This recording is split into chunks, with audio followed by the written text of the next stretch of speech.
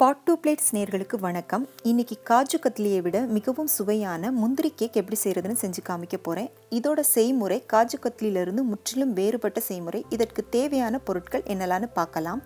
அதுக்கு முன்னால் நம்மளோட சேனலை சப்ஸ்கிரைப் பண்ணாத நண்பர்கள் சப்ஸ்கிரைப் பண்ணிக்கோங்க. அப்போ தான் நான் போடுற வீடியோஸை உடனுக்குடனே நீங்கள் பார்க்கலாம்.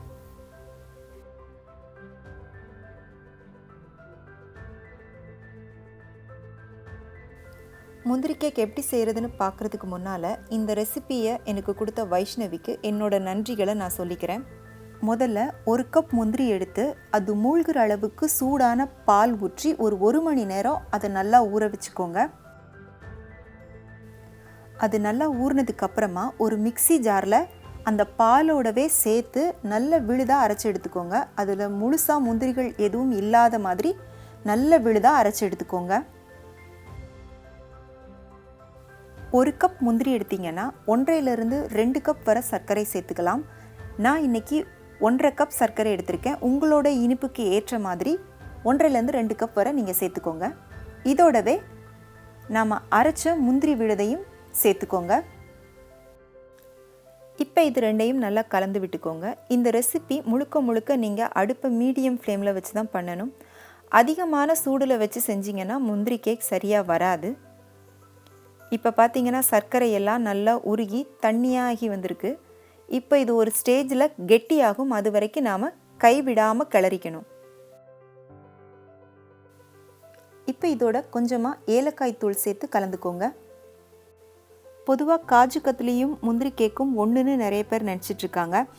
காஜு கத்லி முந்திரியை பவுடர் பண்ணி சர்க்கரை பாகு செஞ்சு அதில் போட்டு பண்ணுற முந்திரி பர்ஃபி. இதோட செய்முறை முந்திரி கேக்கிலிருந்து முற்றிலும் வேறுபட்டது. இப்போ 10 நிமிஷம் கைவிடாமல் கிளறினதுக்கப்புறமா கொஞ்சம் கெட்டியாகி வந்திருக்கு. இப்போ இதோட நாம் நெய் சேர்த்துக்கலாம். 1 கப் முந்திரி எடுத்திங்கன்னா அதுக்கு 1 கப் அளவுக்கு நெய் சேர்த்துக்கோங்க.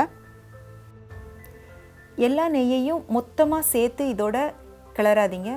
கொஞ்சமாக நெய் சேர்த்து கிளறுங்க. நீங்கள் கொஞ்சமாக நெய் சேர்த்து கிளற நீங்கள் சேர்த்த நெய் எல்லாத்தையும் முந்திரி உள்ளே இழுத்துக்கும்.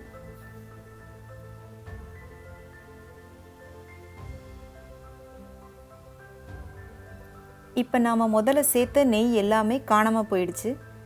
இப்போ இதோட இன்னும் கொஞ்சம் நெய் சேர்த்து கலந்துக்கோங்க.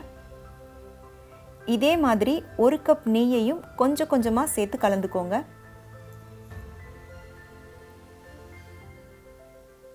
நான் 1 கப் நெய்யையும் இதில் சேர்த்து கலந்துட்டேன்.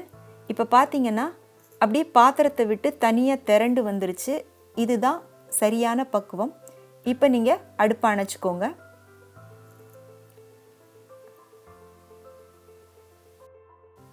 ஒரு பேக்கிங் ட்ரேயில் இந்த மாதிரி நான் பட்டர் பேப்பர் போட்டு ரெடியாக எடுத்து வச்சுருக்கேன். இது உங்ககிட்ட இல்லைன்னா இந்த மாதிரி ஒரு பிளேட்டில் எண்ணெய் தடவி ரெடியாக எடுத்துக்கோங்க. இதில் நாம் ரெடி பண்ண முந்திரி விழுதை கொட்டிக்கோங்க. இப்போ ஒரு ஸ்பூனில் நெய் தடவிட்டு இதை நல்லா சமன்படுத்திக்கோங்க. சமன்படுத்திட்டு ஒரு 20 நிமிஷத்துக்கு இதை நல்லா ஆற விட்டுக்கோங்க. 20 நிமிஷம் நல்லா ஆறினதுக்கு அப்புறமா ஒரு கத்தியால் உங்களுக்கு என்ன சைஸ் வேணுமோ அதுக்கு ஏற்ற மாதிரி கட் பண்ணி எடுத்துக்கோங்க. சுவையான வாயில் போட்டதும் கரையக்கூடிய முந்திரி கேக் தயாராகிடுச்சு. கண்டிப்பாக உங்கள் எல்லாருக்கும் இந்த ரெசிபி பிடிக்கும்னு நான் நம்புகிறேன். பிடிச்சிருந்தா கண்டிப்பாக செஞ்சு பாருங்கள். செஞ்சு பார்த்துட்டு எப்படி இருந்துச்சுன்னு உங்களோட கருத்துக்களை எனக்கு சொல்லுங்கள். உங்கள் ஃப்ரெண்ட்ஸுக்கும் ஷேர் பண்ணுங்கள், லைக் பண்ணுங்கள், சேனலுக்கு சப்ஸ்கிரைப் பண்ணுங்கள். நன்றி, வணக்கம்.